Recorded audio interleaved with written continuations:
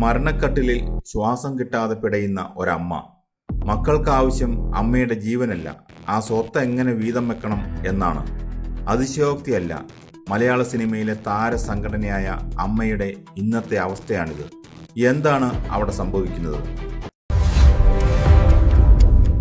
മലയാള സിനിമയിലെ താരസംഘടനയായ അമ്മയുടെ ഇന്നത്തെ അവസ്ഥ കൃത്യമായി അടയാളപ്പെടുത്താൻ ഇതിലും മികച്ചൊരു ഉപമ വേറെയില്ല. സംഘടന നശിച്ചാലും വേണ്ടില്ല, തങ്ങളുടെ ഈഗോയും വാശിയും ജാടയും ജയിക്കണമെന്ന വാശിയിലാണ് മലയാളത്തിലെ സിനിമാ താരങ്ങൾ. താരങ്ങളുടെ ഒത്തൊരുമയ്ക്കായി രൂപീകരിച്ച സംഘടന വെറുമൊരു തമ്മിലടി കേന്ദ്രമായി മാറിയത് എങ്ങനെ? ഉത്തരങ്ങൾ തേടിയാൽ പലരുടെയും പൊയ്മുഖങ്ങൾ അഴിഞ്ഞു വീഴും. മേയ്ക്കപ്പെട്ടു മിനുക്കിയ മുഖങ്ങൾക്ക് പിന്നിലെ വൈകൃതങ്ങൾ വെളിപ്പെടും. വിവരവും വിവേകവുമില്ലാത്തവരുടെ കൂട്ടായ്മയായ താരസംഘടനയിൽ എന്താണ് സംഭവിക്കുന്നതെന്ന് നോക്കാം. മലയാള സിനിമയെ ഒന്നടങ്കം പിടിച്ചുകുലുക്കിയ ജസ്റ്റിസ് ഹേമ കമ്മിറ്റി റിപ്പോർട്ട് പുറത്തു വന്നിട്ട് നാളുകളായി. സംഘടനയിലെ പ്രമുഖരായ പല അംഗങ്ങൾക്കെതിരെയും ഗുരുതരമായ ആരോപണങ്ങളാണ് ഉയർന്നത്. ലൈംഗിക ചൂഷണവും പവർ ഗ്രൂപ്പുകളുടെ കളികളുമടക്കം സിനിമയുടെ അന്തരീക്ഷത്തെ മലിനമാക്കുന്ന കാര്യങ്ങൾ ഒന്നൊന്നായി പുറത്തു വന്നു. ഏതൊരു സാധാരണ സംഘടനയും ഇത്തരം ഘട്ടത്തിൽ ചെയ്യുക എന്താണ്? തെറ്റ് ചെയ്തവർക്കെതിരെ ശക്തമായ നടപടിയെടുക്കുക, അല്ലെങ്കിൽ അതിജീവിച്ചവർക്കൊപ്പം നിൽക്കുക. എന്നാൽ അമ്മയിൽ സംഭവിച്ചത് മറ്റൊന്നാണ്. ആർക്കുമെതിരെ ഒരു ചെറുവിരൽ അനക്കാൻ പോലും ഈ സംഘടനയ്ക്ക് കഴിഞ്ഞിട്ടില്ല. എന്തുകൊണ്ട്? ഉത്തരം വളരെ ലളിതമാണ്. പരസ്പരമുള്ള ഒത്തുതീർപ്പുകളിലും രഹസ്യങ്ങളിലും കെട്ടിപ്പടുത്ത ഒരു ചീട്ട് കൊട്ടാരമാണിത്. ഒരാൾക്കെതിരെ നടപടിയെടുത്താൽ അയാൾ മറ്റുള്ളവരുടെ കൊള്ളരുതായ്മകൾ പുറത്തുവിടും എന്ന ബ്ലാക്ക് മെയിലിംഗ് രാഷ്ട്രീയത്തിൻ്റെ ഭീതി അന്തരീക്ഷത്തിൽ നിൽക്കുകയാണ്. ഈ ഭയമാണ് കുറ്റാരോപിതരെ സംരക്ഷിക്കാൻ ഇവരെ പ്രേരിപ്പിക്കുന്നത്. സിനിമയിലെ സ്ത്രീകളുടെ സുരക്ഷയോ പാവപ്പെട്ട ജൂനിയർ ആർട്ടിസ്റ്റുകളുടെ അവകാശങ്ങളോ ഒന്നുമല്ല ഇവരുടെ പ്രശ്നം. പകരം ആര് കസേരയിലിരിക്കും, ആർക്കാണ് കൂടുതൽ അധികാരം എന്നത് മാത്രമാണ് ഇവരുടെ തർക്ക വിഷയം. കലയെയോ സിനിമയോ സ്നേഹിക്കുന്നത് കൊണ്ടല്ല ഈ തർക്കങ്ങൾ ഇത്രയേറെ വാർത്താ പ്രാധാന്യം നേടുന്നത്. മറിച്ച് ജനങ്ങൾ ദൈവതുല്യരായി ആരാധിച്ച താരങ്ങളുടെ യഥാർത്ഥ മുഖം, അവരുടെ കപട മുഖം പുറത്തു വരുന്നത് കൊണ്ടാണ്. താരങ്ങളുടെ അമിതമായ ഈഗോയും പൊങ്ങച്ചവുമാണ് ഈ തകർച്ചയ്ക്ക് പ്രധാന കാരണം. ക്യാമറയ്ക്ക് മുന്നിലെ അഭിനയം ജീവിതത്തിലും കൊണ്ടു നടക്കുന്ന ഇവർക്ക് തങ്ങളുടെ ജാടയ്ക്ക് കോട്ടം തട്ടുന്നത് ചിന്തിക്കാൻ പോലും കഴിയില്ല. അമ്മയിലെ ഈ ബഹളങ്ങൾ സൂക്ഷിച്ചു വീക്ഷിച്ചാൽ ഒരു കാര്യം വ്യക്തമാകും. മൈക്കിന് മുന്നിൽ ബഹളം വയ്ക്കുന്നതും പരസ്പരം ചെളി വാരി എറിയുന്നതുമെല്ലാം രണ്ടാം നിര മൂന്നാം നിര താരങ്ങളാണ്.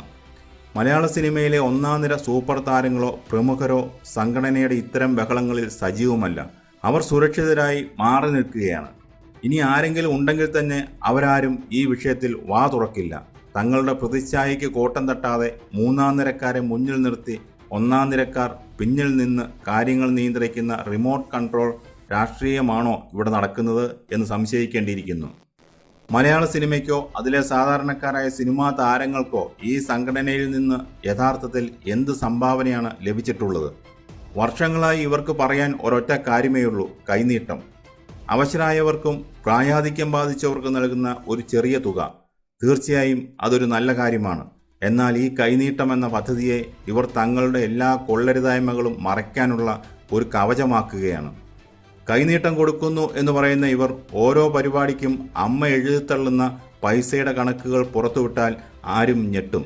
സംഘടനയുടെ പേരിൽ നടക്കുന്ന പരിപാടികളുടെ സാമ്പത്തിക സുതാര്യത എവിടെയാണ്? ഉദാഹരണത്തിന് സ്റ്റീഫൻ ദേവസിയുടെ പ്രോഗ്രാമിന് കൊടുത്ത തുകയുമായി ബന്ധപ്പെട്ട വിവരങ്ങൾ പുറത്തു വന്നപ്പോൾ അതെല്ലാവരെയും അമ്പരിപ്പിച്ചതാണ്. വലിയ തുകകൾ ഇത്തരത്തിൽ ഒഴുകിപ്പോകുമ്പോഴും സംഘടനയുടെ യഥാർത്ഥ ലക്ഷ്യങ്ങൾ എവിടെയോ വഴിമാറിപ്പോകുന്നു. ലക്ഷങ്ങളുടെയും കോടികളുടെയും ദൂർത്ത് ഒരു വശത്ത് നടക്കുമ്പോൾ മറുവശത്ത് പാവപ്പെട്ട കലാകാരന്മാരുടെ അവസ്ഥയ്ക്ക് വലിയ മാറ്റമൊന്നും ഉണ്ടാകുന്നില്ല എന്നതാണ് യാഥാർത്ഥ്യം. യഥാർത്ഥത്തിൽ താരസംഘടനയിലെ ഈ പോരിന് മാധ്യമങ്ങൾ നൽകുന്ന അമിത ശ്രദ്ധ ഒഴിവാക്കിയാൽ തീരുന്നതേയുള്ളൂ പാതി പ്രശ്നങ്ങളും. സംഘടനയുടെ മീറ്റിങ്ങുകൾക്കും അവർ തമ്മിൽ പറയുന്ന വാക്കുകൾക്കും മാധ്യമങ്ങൾ നൽകുന്ന അമിത പബ്ലിസിറ്റിയാണ് ഇവരുടെ ഈഗോയ്ക്ക് വീണ്ടും തീ പകരുന്നത്.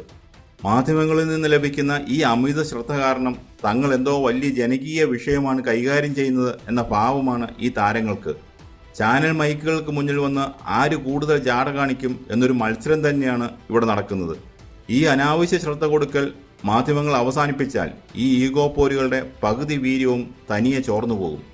ഇനി നമ്മൾ ചിന്തിക്കേണ്ടത് പ്രേക്ഷകരുടെ ഭാഗത്തു നിന്നാണ്. നമുക്ക് സിനിമയ്ക്ക് പ്രാധാന്യം നൽകാം, താരങ്ങളുടെ അഭിനയത്തിന് പ്രാധാന്യം നൽകാം. കാരണം സിനിമ എന്നത് ഒരു കലയാണ്, അനേകം സാധാരണക്കാരുടെ ഉപജീവന മാർഗമാണ്. എന്നാൽ ക്യാമറയ്ക്ക് പുറകിൽ താരങ്ങൾ കാണിക്കുന്ന ഈഗോയ്ക്കും ജാടയ്ക്കും കുടപിടിക്കുന്നത് പൊതുസമൂഹവും മാധ്യമങ്ങളും ഇനി നിർത്തണം. തമ്മിലടിച്ച് തകരുന്ന ഈ താരസംഘടനയുടെ തമാശകൾ കണ്ടിരിക്കലല്ല ജനങ്ങളുടെ ജോലി. തങ്ങളുടെ അമ്മയെപ്പോലെയുള്ള സംഘടന നശിച്ചാലും തങ്ങൾ പിടിവാശി ജയിക്കണമെന്ന് കരുതുന്ന ഈ താരങ്ങളെ അവരുടെ വഴിക്ക് വിടുക. അഭിനയം തിയേറ്ററിൽ മാത്രം മതി. ജീവിതത്തിലെ ഈ കപട നാടകങ്ങൾക്ക് ഇനിയെങ്കിലും നമ്മൾ കൈയടിക്കാതിരിക്കുക.